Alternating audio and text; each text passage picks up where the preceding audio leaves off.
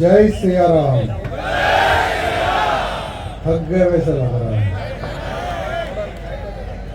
सम्मान में ज्यादा सही लग रहा है ना। आवाज ऐसी जानी चाहिए ना जो थोड़ी बहुत नींद आई वो भी भाग जानी चाहिए। बोलो जय श्री राम, जय श्री राम। भारत माता की, भारत माता की। आज समस्त हिंदू समाज के तत्वाधान में आपके इस आनंद में जो धर्म सभा का आयोजन किया गया है, इस सभा को संबोधित करने के लिए, हम सबको आशीर्वाद देने के लिए मंच पर जितने भी साधु संत उपस्थित हैं, पहले तो उनके चरणों को मैं प्रणाम करता हूं। और भारत को हिंदू राष्ट्र घोषित करे, गौ माता को राज्य माता का दर्जा मिले, भारत से धर्मांतरण लव जिहाद जैसे षड्यंत्र को समाप्त करे, यहां संकल्प लेने के लिए दूर दूर से मेरे भाई बंधु पधारे हैं। मैं आप सबको भी प्रणाम करता हूं, धन्यवाद प्रकट करता हूं। मुझे एक कॉल आया था 3 दिन पहले।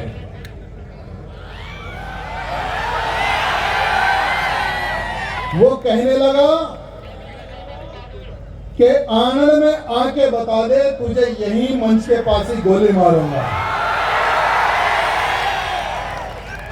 तो भाई खड़ा हुआ हूं,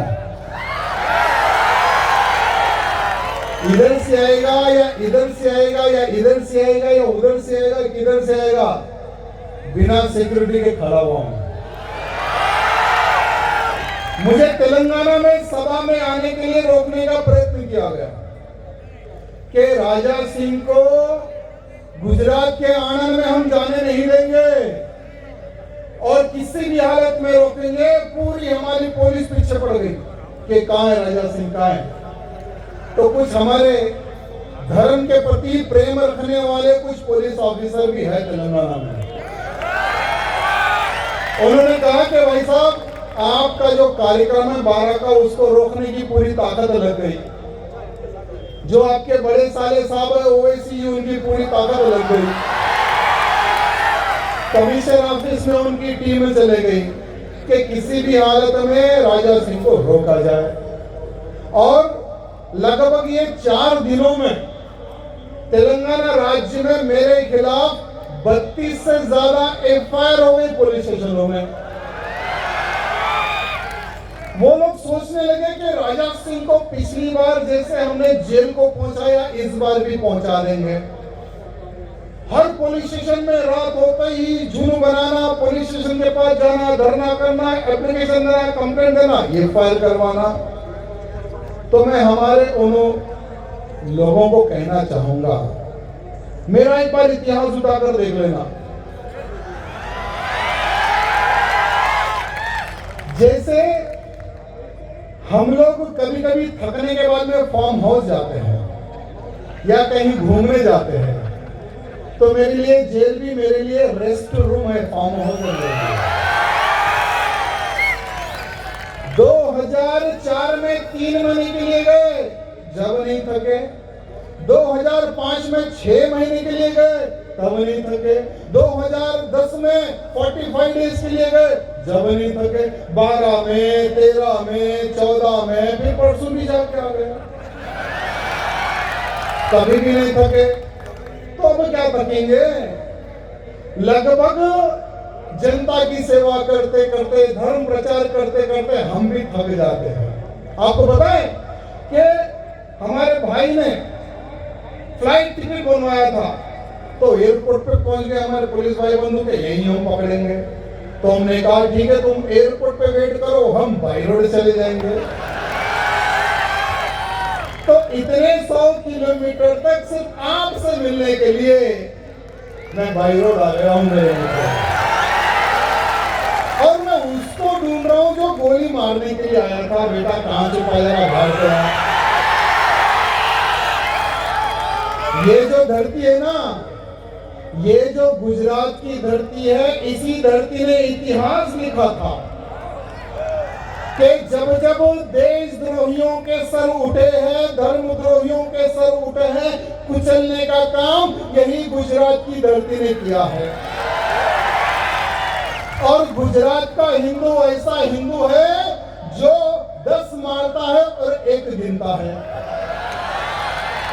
और ऐसे वीरों के बीच में निहत्था अकेला खड़ा हुआ हूं, क्योंकि मेरे पीछे साधु संतों का आशीर्वाद है और ऐसे हिंदू वीरों का साथ है। तो कौन क्या उखाड़ सकता है? मेरे मित्रों, आप बताना। आज यहां पर इतनी बड़ी संख्या में मेरे भाई बंधु उपस्थित है। आज हमारे गुजरात की धरती को खोखला करने के लिए एक तरफ धर्मांतरण का षड्यंत्र, दूसरी तरफ लव जिहाद का षड्यंत्र, तीसरी तरफ लैंड जिहाद का षड्यंत्र रचा जा रहा है। मैंने देखा कि भारत में, पूरे विश्व में कहीं पर भी उतना बड़ा डिमोलिश नहीं हुआ। हमारे सोमनाथ की धरती के प्रांगण में एक बहुत बड़ा डिमोलिश हुआ था। 300 करोड़ से अधिक की प्रॉपर्टी जिहादियों के कब्जे में। मैं धन्यवाद प्रकट करता हूं हमारे मुख्यमंत्री जी का और हमारे गृह मंत्री जी का। उन्होंने कहा कि ये तुम्हारे अब्बा की जमीन नहीं है जो हमारे पवित्र सोमनाथ के मंदिर के आजू बाजू कब्जा करके बैठ जाए। सारे के सारे घरों पर, जमीनों पर योगी जी वाले स्टाइल से भी जबरदस्त स्टाइल में ऐसा बुलडोजर चढ़वाया कि उनके होश ठिकाने आ गए। साथ ही साथ हमारे कृष्ण भगवान की नगरी द्वारका के भी प्रांगण में बड़े बड़े मकान बन गए थे, बड़ी बड़ी दीवारें उड़ गई थी, बड़ी बड़ी मज़ारें बन गई थी। उन पर भी जबरदस्त बुलडोजर का अभियान चला।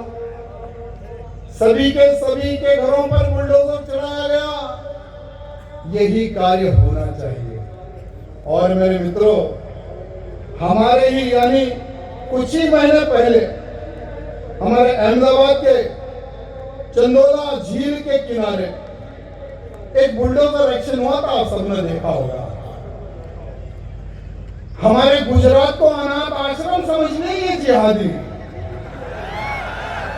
और ये बांग्लादेशी कोई लल्लू पठान है। लल्लू पठान उस उल्लू को पता नहीं कि कहां पर हमने बांग्लादेशियों को गिरा दिया था।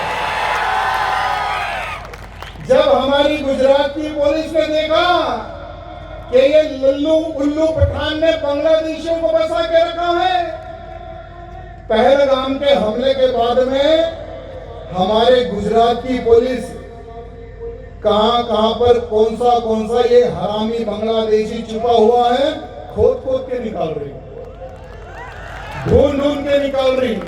लगभग 150 से अधिक बांग्लादेशी वहां पर पकड़े गए। तो सोचो, एक क्षेत्र में इतने बांग्लादेशी छुपे हुए होंगे और कहां पर ये बांग्लादेशी, रोहिंग्या, पाकिस्तानी साले मुल्ले छुपे हुए होंगे।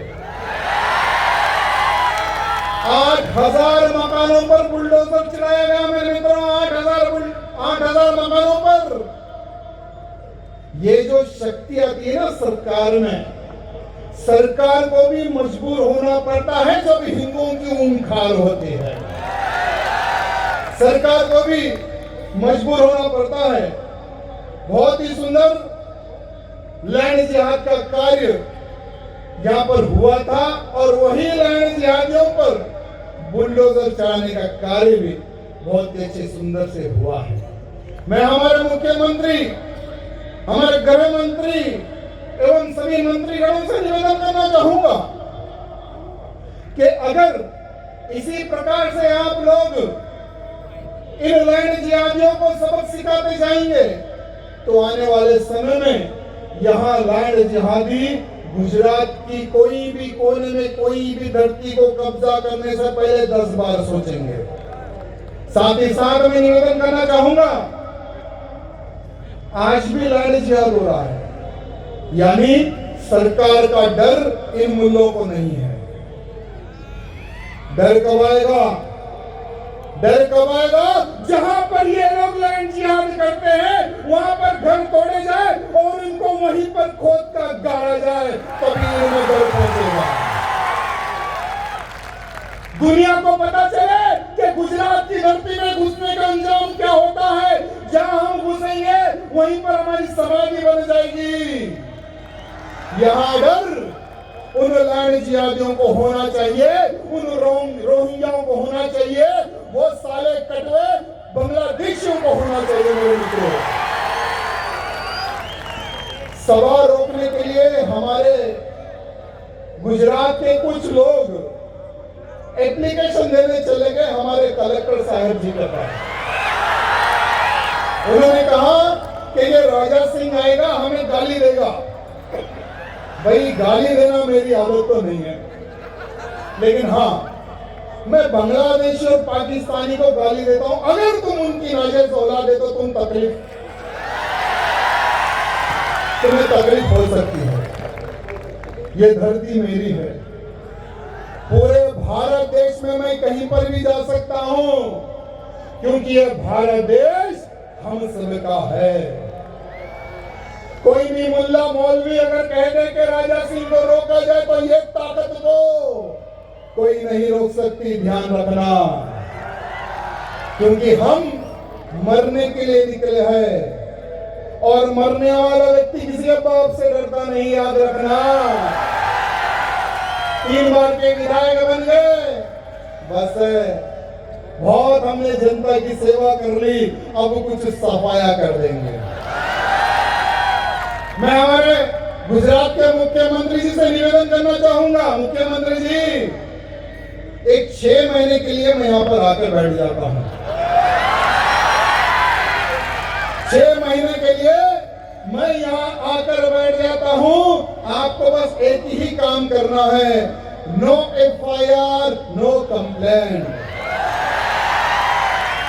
और मैं मेरे ये हिंदू वीरों को एक ऑफर दे दूंगा, अगर 6 महीने के लिए मैं आकर घर बैठ गया तो मेरे हिंदू वीरों को पता है क्या ऑफर दूंगा? जैसे मेरे सर की कीमत 1 करोड़ रुपए आपके ही गुजरात के एक मुल्ले ने लगाई थी। भाई, उतना पैसा तो मेरे पास नहीं है, लेकिन मैं एक आतंकी के सर की कीमत 50,000 रुपए लगा दूंगा। No FIR, no complain. अरे, जो हरामी आतंकियों ने हमारे अक्षरधाम पर हमला किया था, मासूम हमारे भक्तों को, हिंदुओं को गोलियों से भून दिया था, ऐसे लोगों का सर काटने पर नो FIR, नो कंप्लेन होनी चाहिए, नहीं होनी चाहिए? होनी चाहिए, नहीं होनी चाहिए? तो हम उन्हीं को मारने के लिए फ्रीडम मांग रहे हैं। ये मत सोचो कि आतंकी खत्म हो गए। बहुत सारे आतंकी आज भी गुजरात की पवित्र भूमि पर, बहुत सारे जिलों में, बहुत सारी विधानसभा में चुप कर बैठे हैं। मैं हमारे पुलिस के अधिकारियों से निवेदन करना चाहता हूं, आपको प्रोटोकॉल लगता है, हमें नहीं लगता है। आपको ठोकने से पहले पूछना पड़ता है, हमें नहीं पूछना पड़ता है। तो हमारे मुख्यमंत्री जी हाथ जोड़कर ये राजा सिंह का निवेदन है, 6 महीने के लिए नो FIR, नो कंप्लेन। सिर्फ हम आतंकियों का सफाया करेंगे, हम लैंड जिहादियों का सफाया करेंगे। जो हमारी बहन बेटी को लव जिहाद के नाम पर फंसाने का षड्यंत्र करता है, हम उनका सफाया करेंगे। बाकी का आने वाला जो चुनाव होगा, 50 सीट एक्स्ट्रा से हम आपको जिता देंगे, इसकी आप चिंता ना करें। क्योंकि गुजरात का हिंदू क्या कहता है, गुजरात में लगभग 30 और 35 सालों से भगवा खड़ा हुआ है ना। आप लोगों के आशीर्वाद से गुजरात की पवित्र धरती पर भगवा खड़ा हुआ है, आप सबके सहयोग से मेरे मित्रों। और यही हिंदुओं की डिमांड है कि हमारे गुजरात में भगवे को खोखला किया जा रहा है नीचे से। भगवा को गिराने का प्रयत्न किया जा रहा है नीचे से। मुख्यमंत्री जी, आप बहुत ऊंचे पद पर बैठे हो, गृह मंत्री जी आप बहुत ऊंचे पद पर बैठे हो, लेकिन ग्राउंड में क्या हो रहा है ये किसी हिंदू कार्यकर्ता से या किसी जो हिंदू ऑर्गेनाइजेशन जो ग्राउंड में जो कार्य कर रहा है उनसे एक बार पूछ लेना। वो बताएगा कि किस जिले में कहां पर कितने हमारे आदिवासियों का धर्मांतरण हो रहा है, हमारे हिंदुओं को पैसे के बल पर धर्मांतरण किया जा रहा है। कौन बताएगा? वो जो नीचे स्तर पर जो हिंदू कार्यकर्ता जो काम कर रहे हैं ना, वो आपको बताएगा कि किस प्रकार से हमारे आदिवासियों का धर्मांतरण किया जा रहा है, हमारे हिंदुओं का धर्मांतरण किया जा रहा है। और वो व्यक्ति जब हमारा हिंदू धर्म छोड़कर जब वो ईसाई धर्म अपनाता है ना, मुख्यमंत्री जी समझो कि आपका वोट कम हो गया। इसीलिए हमारे मुख्यमंत्री जी, गृह मंत्री जी से निवेदन करना चाहता हूं, 6 महीने में एक बार हमारे गुजरात के जितने भी जो हिंदूवादी संगठन हैं, जो कार्यकर्ता हैं, उनके मुख्य कार्यकर्ताओं के साथ में, मुख्य अधिकारियों के साथ में 2 घंटे की बैठक करें। 2 घंटे की बैठक करें और पूछे कि तुम्हारे जिले में क्या हो रहा है, तुम्हारे जिले में क्या हो रहा है। कितने जिले हमारे गुजरात में? 34 ना, 34 जिले ना हमारे गुजरात में। 34 जिले के कार्यकर्ताओं को बिठाकर पूछेंगे कि क्या हो रहा है हमारे जिले में, तो आपको राइटिंग में प्रूफ के साथ में देंगे कि इतना धर्मांतरण हिंदुओं का हो गया है हमारे जिले में, इतने लोग जात के नाम पर हमारी बहन बेटी को उठा के ले चले गए जिले में। आज हमारे गुजरात में गौ हत्या पर प्रतिबंध है। रोजाना ट्रक भर भर के गौ माताओं को, गौ माता के बच्चों को काटने के लिए दूसरे राज्य में भी जा रहे हैं। वो रिपोर्ट हमारा कार्यकर्ता आपको देगा और वो रिपोर्ट के अनुसार आप एक टास्क फोर्स बनाइए। बहुत पुलिस है हमारे गुजरात में, अरे बहुत पुलिस है हमारे गुजरात में। एक अच्छे ईमानदार पुलिस ऑफिसर को, आईपीएस ऑफिसर को इंचार्ज बना दे और उनके नीचे एक टास्क फोर्स बना दे। और वो टास्क फोर्स का कार्य एक ही होगा, सेपरेटली एक कंट्रोल रूम होना चाहिए, सेपरेटली एक कॉन्टेक्ट नंबर होना चाहिए। वहां कॉन्टेक्ट नंबर हर वो जिला के अधिकारियों को, कार्यकर्ताओं को जाना चाहिए। अगर कहीं पर भी लव जिहाद या धर्मांतरण या गौ हत्या होती है, वहां उनको फोन जाना चाहिए, वहां उनको व्हाट्सएप जाना चाहिए। और ये हमारी टास्क फोर्स टीम जाकर no arrest no FIR, no arrest no FIR, Yogi ji जैसा वाला स्टाइल हमें चाहिए हमारे गुजरात में भी। ठोकने का काम होना चाहिए। देखो, अगर मैं किसी को ठोकूंगा तो हमारी पुलिस पकड़ेगी, अगर हमारी पुलिस ठोकेगी तो कौन किसको पकड़ेगा? कौन किसको पकड़ेगा? अरे लीगली ठोकना है भाई।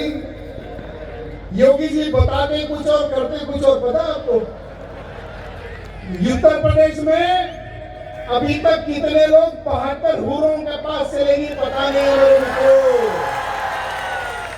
क्योंकि उत्तर प्रदेश में योगी जी ने ऐसी टीम बनाई है जो बोलती कम ठोकती ज्यादा।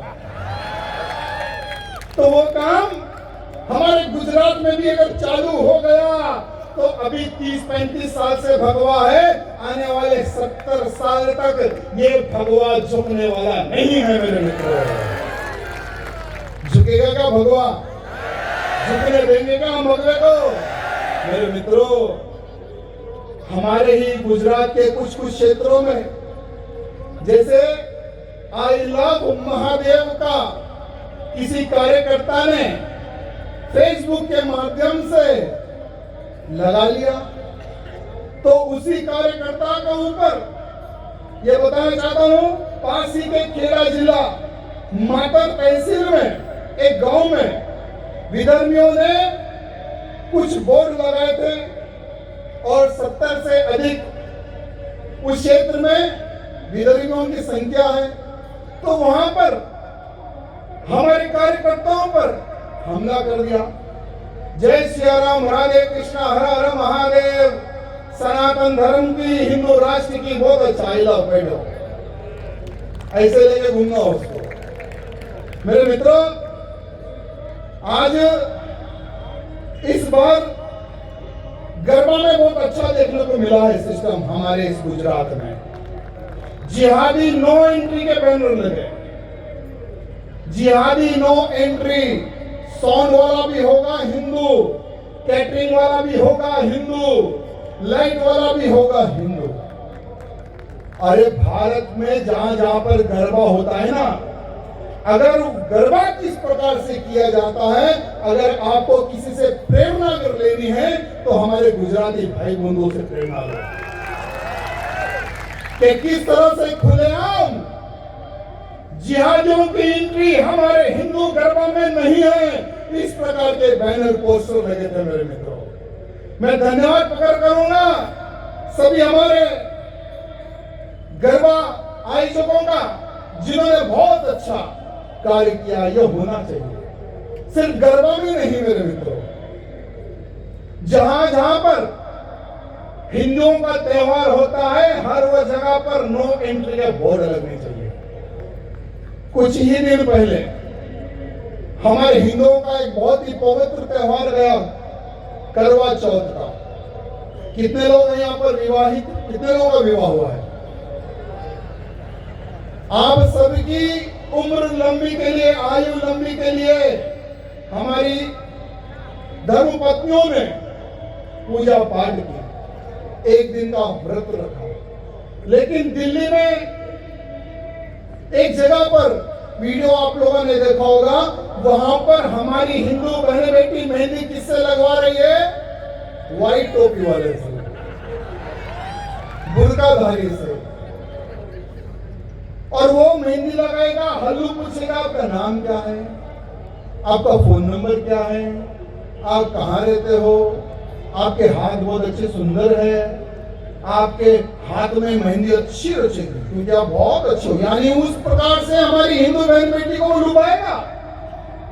नंबर लिया है ऑलरेडी, फिर हल्लू मैसेज करेगा, वहां से लव जिहाद का कार्य प्रारंभ। तो हमारी हिंदू बहन बेटियों से, उनके परिवारजनों से निवेदन करना चाहूंगा, अब पूरे भारत में एक परिवर्तन की लहर प्रारंभ हो गई है। आने वाला करवा चौथ जिहादी मुक्त हो, यह संकल्प हमारी बहन बेटी सभी को लेने की आवश्यकता है। अरे मेहंदी लगाओ हिंदू से, मेहंदी खरीदो हिंदू से, कपड़े खरीदो हिंदू से, चूड़ी खरीदो हिंदू से, खीर के लिए शक्कर खरीदो हिंदू से, चावल खरीदो हिंदू से। जहां तिलकदारी नहीं वहां पर कोई शॉपिंग नहीं। यहां संकल्प लेकर आगे बढ़ने को होना चाहिए ना, होना चाहिए ना। अरे आज इस सभा के माध्यम से हम सबको यहां संकल्प लेना है कि आने वाले समय में मैं अगर 1 रुपए की भी चीज लूंगा तो हिंदू से लूंगा। यह संकल्प हम सबको लेना चाहिए मेरे मित्रों। मैं किसी जिहादी से नहीं खरीदूंगा, किसी लव जिहादी से नहीं खरीदूंगा, किसी लैंड जिहादी से नहीं खरीदूंगा। जो मेरे हिंदुओं का धर्मांतरण करता है, ऐसे जिहादी से मैं 1 रुपए की चीज नहीं खरीदूंगा। यहां संकल्प लेने की आवश्यकता है या नहीं है मेरे मित्रों, आप बताएं। भारत में 80 करोड़ हिंदू है। भारत में 80 करोड़ हिंदू है। अगर 80 करोड़ हिंदू यहां संकल्प ले ले कि आज के बाद मैं यह संकल्प लेता हूं कि मैं कुछ भी खरीदूंगा तो सनातनियों से खरीदूंगा। अगर मेरा 80 करोड़ हिंदू यह संकल्प लेना तो मैं चैलेंज करता हूं, लव जिहाद हो या लैंड जिहाद हो या गौ हत्या हो, पूर्ण रूप से बंद हो जाएगा। ये लोग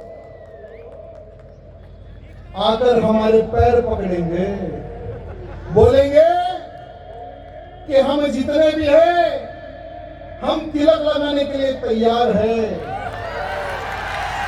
हमारी शुद्धि कर दो, नहीं तो हम भूखे मर जाएंगे, नहीं तो हम प्यासे मर जाएंगे, या नहीं तो हमें भी भेज दो पाकिस्तान या बांग्लादेश।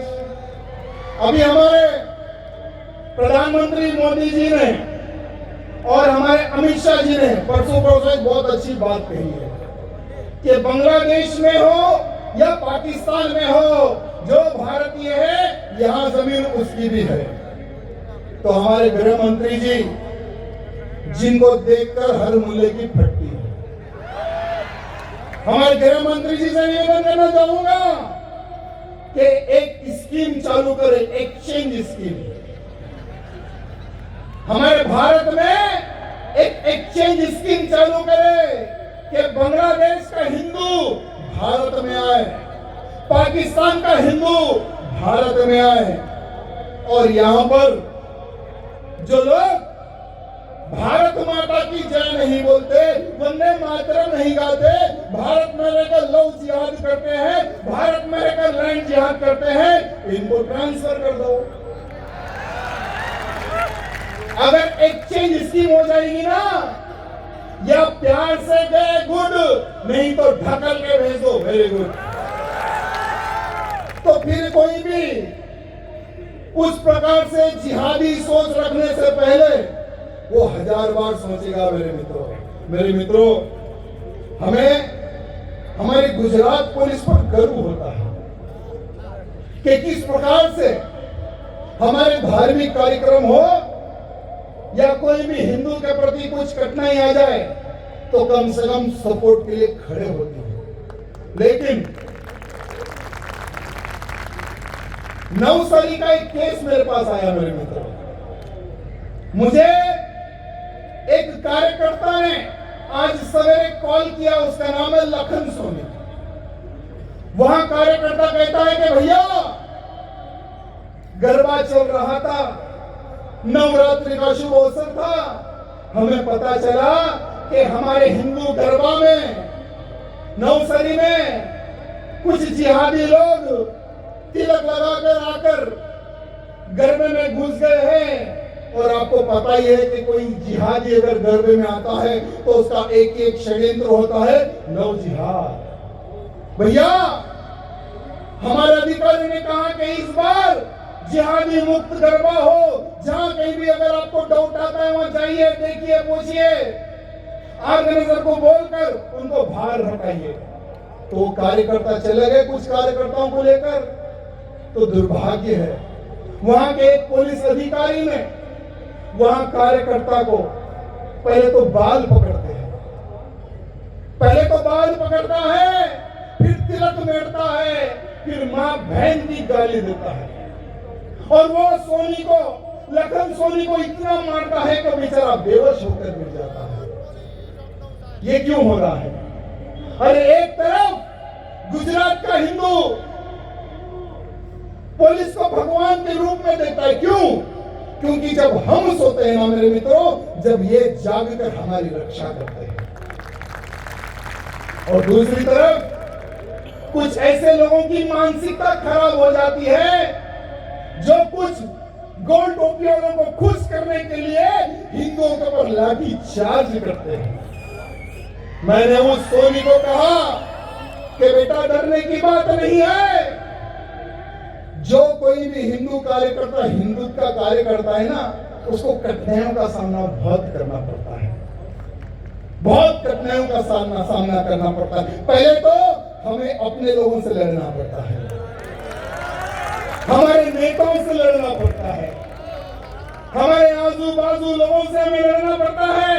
वो लोग कहते हैं कि तुझे क्या पड़ी, जो लव जिहाद, धर्मांतरण, गौ हत्या के खिलाफ में तू आवाज उठा रहा है, तेरी हम टांगे तोड़वा देंगे, तेरा हम रोडी शीट खुलवा देंगे, तेरी हम जिंदगी बर्बाद कर देंगे। बोलने वाले कुछ नपुंसक नेताएं हमारे पास भी है मेरे मित्रों। मैं उन नेताओं को कहना चाहूंगा, आज ये हिंदू कार्यकर्ता लव जिहाद के खिलाफ खड़े होता है, इसका मतलब ये नहीं तुम्हारी बहन बेटी की भी रक्षा करता है। अरे तुम वोट के भिखारी, तुम ये भूल जाते हो कि तुम्हें जिताने वाला केवल केवल केवल हिंदू है। अरे आज का माहौल चेंज हो गया है। जो गौ मांस खाता है वो मर भी गया तो भगवाधारी पार्टी को वोट नहीं डालता। हमारे भगवाधारी पार्टी से खड़े होने वाले तमाम नेताओं को कहना चाहूंगा, सर्वे करवा लो। जहां जहां पर गौ मांस खाने वालों का ज्यादा वोट बैंक होता है वहां के बूथ की लिस्ट मंगवा लो।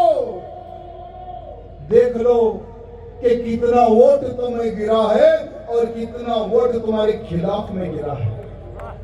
अरे आज ये हिंदू चुनाव के समय पर मार खाता है, लाठी खाता है, खुद के पैसे पर पेट्रोल डलाता है, घर का खाना खाकर कहता है कि गुजरात को सुरक्षित रखना है तो भगवे को हमें झुकने देना नहीं है। ये हिंदुओं का संकल्प होता है। और हमारे नेता लोग चुनाव से पहले डुप्लीकेट भगवा डाल लेते हैं। चुनाव से पहले जय श्री राम का नारा लगाते हैं। चुनाव से पहले हिंदू हिंदू भाई का नारा लगाते हैं। चुनाव खत्म, हिंदुत्व खत्म। चुनाव खत्म, हिंदुत्व खत्म। हमारे नेतागण, अगर वन टाइम तुम्हारा इन्वेस्टमेंट है तो तुम्हारी मर्जी। अगर अर्थी पर जब तुम जाओगे एक मुर्दा बनकर, जब तक तुम्हें विधायक या सांसद बन के रहना है तो जो हिंदुत्व की बात करेगा, जो हिंदुत्व की बात करेगा, हिंदू उसी को वोट देगा।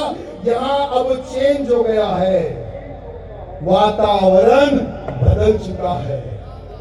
तो जो हमारे पुलिस के अधिकारी ने लखन सोनी पर हमला किया है, हमारे मुख्यमंत्री गृह मंत्री जी से निवेदन करना चाहता हूं कि इंक्वायरी होनी चाहिए कि एक हिंदुवादी कार्यकर्ता और 10 हिंदुवादी कार्यकर्ताओं को किस प्रकार से लाठियों से मारा गया। बाज़ाब्ता वीडियो में क्लियर है, ऐसा तिलक को मिटा गया। इतनी नफरत तिलक से, भगवा तुम्हारी गांड में डालो। ये शब्दों का उपयोग, यह शब्दों का उपयोग किया है, मां बहन की गाली दी है। क्या कोई पुलिस का अधिकारी ये शब्द उपयोग कर सकता है मेरे मित्रों? शायद उसके घर में मां और बहन नहीं होगी, इसलिए वो शब्दों का उपयोग किया है। मैं हमारे मुख्यमंत्री से निवेदन करना चाहूंगा, आने वाले समय में कोई भी कार्यकर्ता के ऊपर अगर इस तरह का बर्ताव होगा तो जिस भाषा में जो ऑफिसर बात करेगा वो भाषा में उस ऑफिसर को जवाब भी मिलेगा। गुजरात के सभी हिंदुवादी संगठनों से मैं निवेदन करना चाहता हूं, हाथ खुला हुआ है, हाथ खुला हुआ है, मतलब सभी संगठन बटे हुए हैं। अरे इतिहास गवाह है, जहां बटोगे वहां कटोगे। अरे यहाँ धर्म सभा समस्त हिंदू समाज के तत्वाधान में लगाई गई है, न कि एक नाम पर लगाई गई है। सबको आना चाहिए था, सबको बैठना चाहिए था। हमें गर्व होता था कि वाह, आनंद में इतने सारे हिंदू संगठन एक होकर जो अपना शक्ति प्रदर्शन बता रहे ना, आनंद के हिंदुवादी संगठनों से सभी राज्य के हिंदुवादी संगठनों को प्रेरणा लेनी है, ये हम गर्व से बोल सकते हैं। मैंने बहुत सारे लोगों को संपर्क किया, क्या है कार्यक्रम की व्यवस्था। उन्होंने कहा कि भैया हमें इनवाइट नहीं है, हमें बोला नहीं गया। क्या मेरी शादी थोड़े है यहाँ पर सलमा से? क्या मेरा निकाह हो रहा था क्या यहाँ पर? जो तुम्हें हमारे भाई जी इन्विटेशन कार्ड देकर बुलाए, हो रहा था क्या? अगर हुआ भी तो आई एम रेडी, क्योंकि हिंदू हमेशा रेडी होना चाहिए। तो मेरे जितने भी समस्त हिंदू संस्थान है, ऑर्गेनाइजेशन के अधिकारीगण है, उनसे निवेदन करना चाहूंगा, आज इस आनंद में यानी हमारे भाई की बदौलत दूसरा कार्यक्रम मेरा हुआ है। दूसरा कार्यक्रम यह गुजरात में हुआ है। गुजरात के हर वो जिला में मैं आने के लिए तैयार हूं। बुलाने वाले में दम होनी चाहिए, जैसे हमारे भाई में दम है। पता है भाई के ऊपर इतना प्रेशर आ गया यार, किसको बुला लिया, इसको लेने के तो तेलंगाना में गड़बड़ हो रही है, लोग रोड पर उतर गए, लोग धरना कर रहे, कहीं यहाँ पर भी गड़बड़ ना हो जाए। तो भाई ने कहा कि भाई बहुत झेलिए हम भी, अब आने वाली उम्र देश और धर्म समाज की सेवा के लिए मैं बिताना चाहूंगा, आप आ जाओ। हमारे राजन जी ने कहा कि भाई हम सब लोग मिलकर कार्यक्रम कर रहे हैं, और हमारे भाई का नाम भूल गया, हाँ जिग्नेश भाई, उन्होंने कहा कि भाई साहब आ जाओ। जैसा तेलंगाना में आपने आपकी सेना देखी है ना, वैसे ही सेना हम आपको गुजरात की धरती पर बता देंगे, हम आपको गुजरात की धरती में बता देंगे। और मैं आपसे खुश हुआ, बोलते ना कि मुलायम वो खुश हुआ, तो वैसे ही हमारे भाइयों से भी हम खुश हुए। बहुत अच्छा कार्यक्रम आपने लगाया है, लेकिन मेरे मित्रों कार्यक्रम में आए, भाषण सुने, चले गए, ऐसा नहीं होना चाहिए। कुछ लोग फोन पर बिजी है, फोन को बाजू रख दो। कुछ ही दिन पहले जामनगर में नारे लगे हैं, कुछ ही दिन पहले जामनगर में नारे लगे हैं। अरे यार तुम नारा कुछ भी लगा लो, कोई दिक्कत नहीं, किसकी भी जय बोलो, हमें कोई दिक्कत नहीं। आई लव मुमू बोलो, उसकी भी हमारे को दिक्कत नहीं, लेकिन सर तन से जुदा के जो तुम लोगों ने नारे लगाए हैं, तो सर किसका काटोगे? सर तन से जुदा के जो तुमने नारे लगाए हैं, बोलो सर किसका काटोगे? क्या हिंदू का सर क्या बकरे की गर्दन समझ रहे हो क्या? अरे छत्रपति शिवाजी महाराज का दूसरा रूप हिंदू है, महाराणा प्रताप का दूसरा रूप हिंदू है। एक समय था एक गाल दो दूसरा गाल भी दे दो, अब समय बदल चुका है। गाल पर हाथ आने से पहले हाथ कट के गिर जाता है। आज का हिंदू वो है, आज का हिंदू क्या है? आज का हिंदू ये है, और ये परशुराम का भाला लेकर घूमने वाला हिंदू है। वो समय गया जब हिंदू दो गाल देता था, अब का हिंदू है देश धर्म समाज की रक्षा के लिए प्राण दे भी सकता है और प्राण ले भी सकता है। मेरे मित्रों आज का हिंदू वो है। मेरे मित्रों आज मैं किसी को यहाँ पर काम देने के लिए नहीं आया हूं, लोग डरने की आवश्यकता नहीं है, खास करके हमारे पुलिस भाई डरने की आवश्यकता नहीं, हम कुछ नहीं बोलेंगे। देखिए जहां जो बोलना है ना वहां तो बोलना पड़ेगा ना। मैं हमारी पुलिस को धन्यवाद देने के लिए आया हूं आपके गुजरात में, क्योंकि एक मुल्ले को हमारी गुजरात की पुलिस ने पकड़ा था। वो मुल्ले का नाम देखिए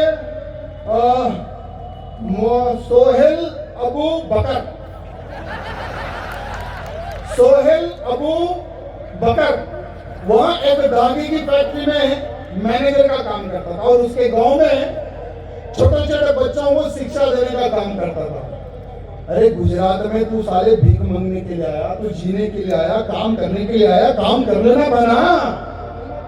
लेकिन गुजरात की धरती में बैठकर लूडो गेम को डाउनलोड कर लेता है, लूडो गेम के माध्यम से पाकिस्तानियों से चैटिंग करता है, पाकिस्तानियों को बोलता है कि मुझे नए नए गन्स चाहिए, मुझे पैसा चाहिए। तो पाकिस्तान के आतंकियों ने कहा कि ठीक है हम तुझे 1 करोड़ रुपए देंगे, बोल किसको उड़ाएगा? तो उसने कहा कि नुपुर शर्मा को उड़ाऊंगा। नुपुर शर्मा को उड़ाने के लिए और एक उपदेश राणा जी है, उनको उड़ाने के लिए क्या है? क्या उपदेश राणा है क्या? नहीं है। उपदेश राणा जी को उड़ाने के लिए और मैं उनका जीजा को उड़ाने के लिए 1 करोड़ रुपए की सुपारी दे दिए। अब देखिए हमारी गुजरात की पुलिस ऐसी वैसी पुलिस नहीं है। उस मुल्ले को, उसकी चैटिंग को, सब चीजों को ढूंढ कर पकड़ कर ऐसा फोड़ा सब, जैसे तोता टाव टाव करता है ना, वैसा वो भी टाव टाव करना स्टार्ट कर दिया। पूरी की पूरी हिस्ट्री उसने बताई कि किस प्रकार से हमारा प्लान था।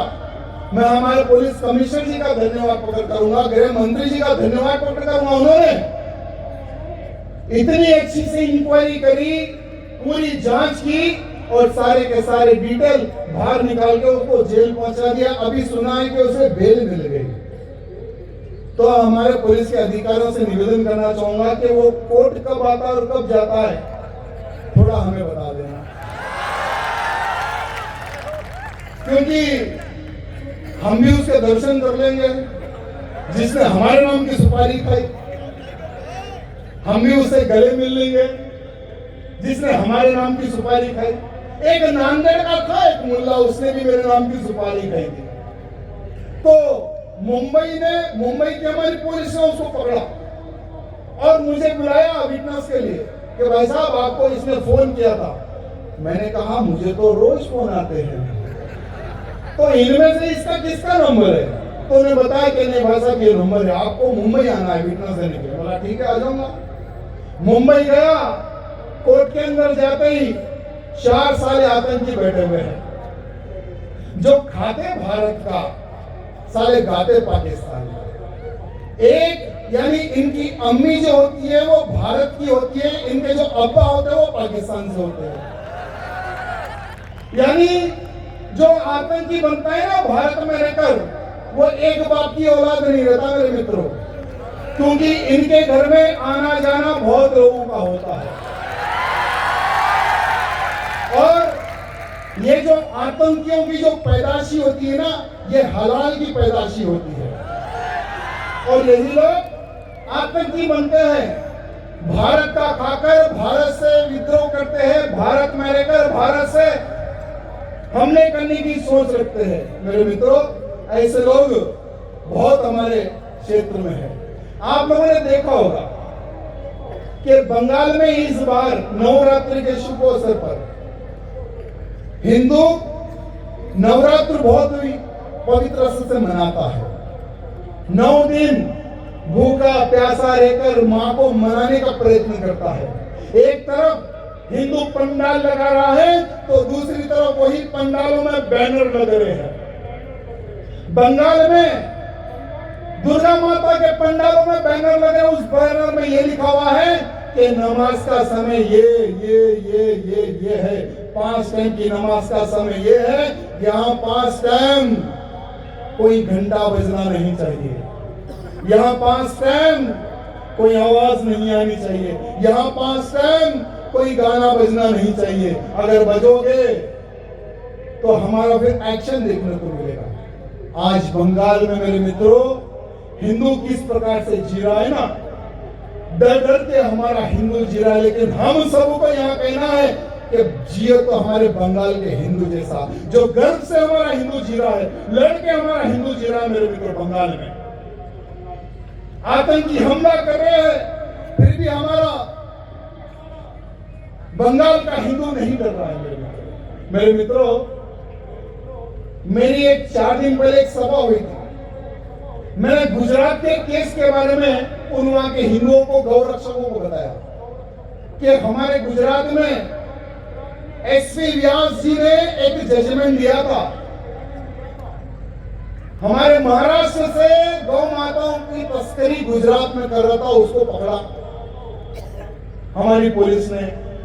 जब उसको कोर्ट में जब पेश किया गया, जब उसका ट्रायल हुआ, तो हमारे मजिस्ट्रेट साहब ने उसको फांसी की सजा दे दी और 5 लाख का जुर्माना लगा दिया। मैं धन्यवाद करता हूं ऐसे हमारे मजिस्ट्रेट साहब का, जिनके मन में गौ माता के प्रति प्रेम था। मेरे मित्रों, ये जो साधु है ना मंच पर, ये जीते हैं गौ माता के लिए, मरते हैं गौ माता के लिए। मेरे मित्रों, लेकिन बोलकर तकलीफ होती है कि आज पूरे देश में दूसरा अगर कोई देश बीफ एक्सपोर्ट में है तो हमारा भारत देश बन गया। मेरे मित्रों, यहां बहुत ही बड़ी तकलीफ का विषय है। करपात्री जी महाराज जी याद आते हैं मुझे। करपात्री जी महाराज जी ने गौ मां की रक्षा के लिए साधु संतों ने गोली खाई थी सीने पर, और जिसने गोली चलाई थी वो सरकार थी इंदिरा गांधी की। साधुओं ने ऐसा श्राप दिया, और जिस दिन साधु संतों पर गोली चली गोपाष्टमी का दिन था मेरे मित्रों। साधु संतों ने श्राप दिया, जैसा आज हम मर रहे हैं वैसे ही तू मरेगी। गौ माता का श्राप और साधु संतों का श्राप कभी खाली नहीं जाता मेरे मित्रों। आज पीढ़ी पीढ़ी समाप्त हो रही है।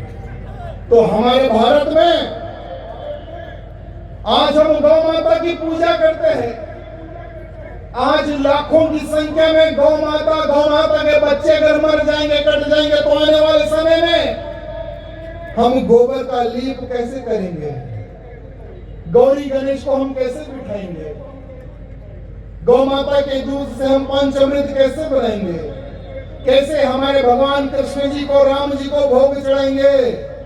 इसलिए गौ माता को राष्ट्र माता का दर्जा मिले, यह हमारे प्रधानमंत्री मोदी से निवेदन है मेरे मित्रों। यह मेरा निवेदन है, क्योंकि गाय अगर इस संसार में नहीं बचेगी तो धरती में नहीं बचेगी, ना ही हिंदू बचेगा। मेरे मित्रों, इस बार लाल किले से प्रधानमंत्री मोदी जी ने एक बहुत अच्छा संदेश दिया है जनसंख्या के ऊपर। आज जिस प्रकार से भारत में एक स्कीम चल रही है, हम 5 हमारे 50, हम 5 हमारे 50 की स्कीम चल रही है, और हिंदुओं ने की स्कीम अपनाई है हम 2 हमारा 1। हम 2 हमारे 1 की स्कीम में हिंदुओं का क्या होगा, एक बार विचार करना। हमारे अमित शाह जी ने परसों एक भाषण दिया। अमित शाह जी ने एक बहुत अच्छा डिटेल में कहा कि 1951 में हिंदुओं की संख्या 84% थी, 1971 में हिंदुओं की संख्या 82%, 2% कम हो गई। साथ ही साथ 1991 में हिंदुओं की संख्या 81%, फिर कम हो गई। वैसे ही 2011 में हिंदुओं की संख्या 79% और कम हो गई। और इनकी संख्या, हम 5 हमारे 50 वालों की संख्या 1951 में इनकी संख्या थी 9.8%। उसके बाद में 1971 में इनकी संख्या कितनी थी? 11%, 2% बढ़ गई। उसके बाद में 1991 में इनकी संख्या कितनी हो गई मेरे मित्रों? 12%, 12.2%। आज इनकी संख्या कितनी हो गई? 24%, 6%। तो सोचो क्या होगा मेरे मित्रों। आज जितने लोग ये सभा में आए ना, अपनी एक सेल्फी ले लेके नीचे आज की तारीख लिख लो। नीचे आज की तारीख ये लिख लेना कि आने वाले 2037 में इस प्रकार की सभा हम नहीं कर सकते। ये जो मंच पर साधु संत बैठे हैं ना, भगवा वस्त्र पहनकर नहीं घूम सकते, क्योंकि जिस प्रकार से जो तूफान का वैसा जो इनकी जनसंख्या बढ़ रही है ना, इसका अगर हम अंदाजा लगाएंगे, आज से 30 साल के बाद में जिन्ना जैसा हरामी प्रधानमंत्री भारत का प्रधानमंत्री रहेगा मेरे मित्रों। और जिस दिन भारत में जिहादियों की संख्या 50 के पार होगी, उस दिन जिन्ना जैसा प्रधानमंत्री भारत देश का प्रधानमंत्री बनेगा। उस दिन हम हमारे द्वारकापुरी में भगवान की पूजा नहीं कर सकते, सोमनाथ में हम घंटा नहीं बजा सकते, और ना ही हम दशहरा मना सकेंगे, ना ही हम दीपावली मना सकेंगे मेरे मित्रों। वो हाल हो जाएगा हिंदुओं का। इसलिए हम सब बहुत भाग्यशाली हैं मेरे मित्रों, क्योंकि हमारे देश को एक ऐसा प्रधानमंत्री मिला है जो भगवे के लिए जीता है और भगवे के लिए मरता है मेरे मित्रों। हम गर्व करते हैं हमारे प्रधानमंत्री मोदी जी पर। हर हिंदू का एक सपना था कि कम से कम जीते जी हम अयोध्या में राम मंदिर बनते देखे, लेकिन सौभाग्य देखिए मेरे मित्रों, हम सबका सौभाग्य देखिए, हमने मंदिर बनते भी देखा है और भगवान श्री रामचंद्र जी के दर्शन भी हमने किए हैं। वो हमारे प्रधानमंत्री जी, अमित शाह जी और हमारे योगी जी की देन है मेरे मित्रों। और यही प्रधानमंत्री मोदी जी का एक संकल्प है। मोदी जी बोलते नहीं कुछ बातें, लेकिन इशारों में बहुत कुछ बोल देते हैं। इशारों में बहुत कुछ बोल देते हैं। जो हिंदुओं का जो सपना है, हिंदुओं का एक स्लोगन था, अरे राम मंदिर तो एक झांकी है, काशी मथुरा बाकी है। तो मेरे मित्रों, जैसे हम जीते जी अयोध्या में राम मंदिर हमने देखा है, वैसे ही हम जीते जी काशी और मथुरा का कलंक मिटते भी हम देखेंगे। और योगी जी ने ऑलरेडी कह दिया है कि इस बार कार सेवा होगी तो कार सेवकों पर गोली नहीं फूल बरसेंगे। तो मेरे मित्रों, आने वाले चुनाव से पहले कमर कस लेना, सब्बल फोड़े को तेज कर लेना, क्योंकि हमें जाना है काशी और मथुरा के कलंक को मिटाने। वो हिंदुओं का स्थान है। और मेरे मित्रों, सिर्फ एक ही नहीं, आने वाले समय में बहुत ऐसे हमें कार्य करना है मेरे मित्रों।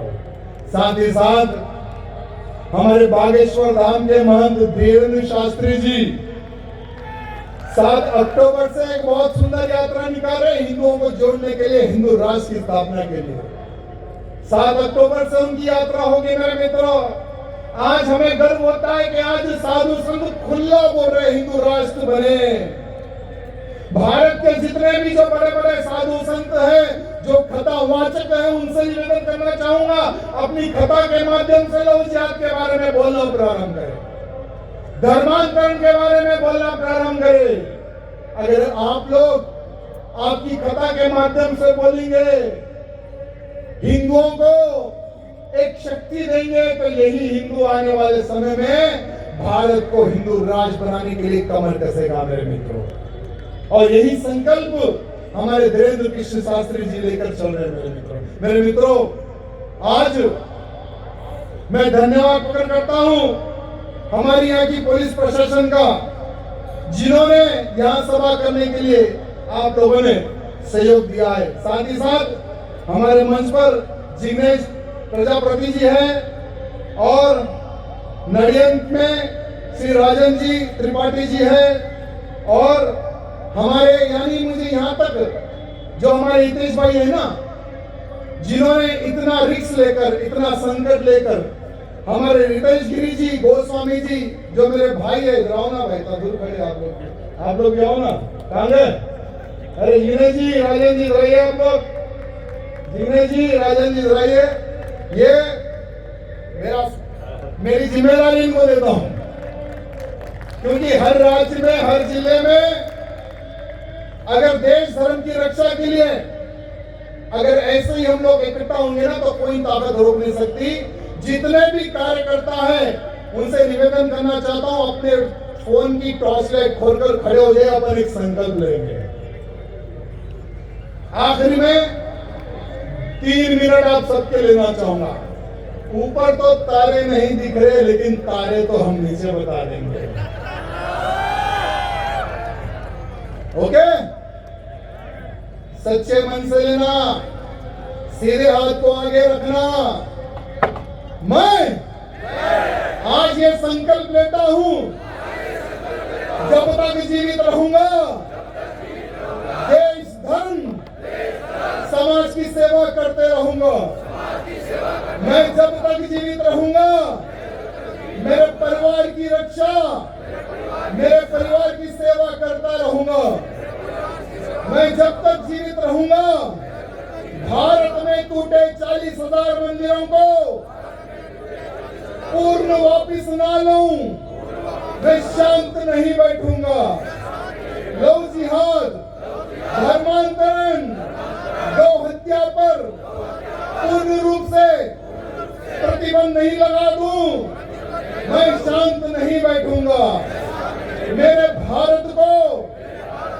राष्ट्र घोषित न करवा दूं, मैं चैन से नहीं बैठूंगा और ना ही दुश्मन को चैन से बैठने दूंगा।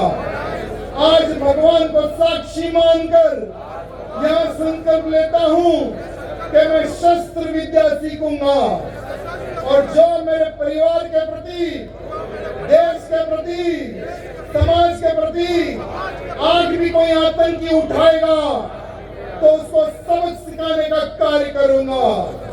बोलो जय श्री राम, जय श्री राम, जय श्री राम। बहुत बहुत धन्यवाद मेरे मित्रों, बहुत बहुत धन्यवाद। जय श्री राम।